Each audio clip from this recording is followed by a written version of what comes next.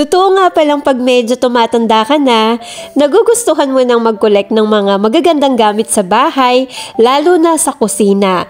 Naku, kesa sa mag-collect ako ng labubu, char! Kaya naman na-inlove ako ngayon sa mga gamit na IKEA. At buti na lang guys, madaling bumili sa online ng IKEA products dito sa China. At dahil bago pa lang kami dito sa Nanchang, kaya naman napabili ako ng mga gamit sa IKEA online nila.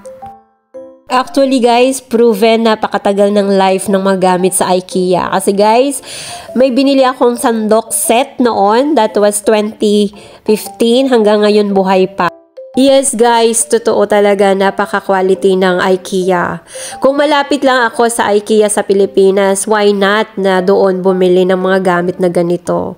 Since nandito kami sa China, pwede ko naman iuwi itong mga to once na nag-for good na ako sa Pinas. Yun lang, thank you for watching guys. See you on my next vlog. Bye!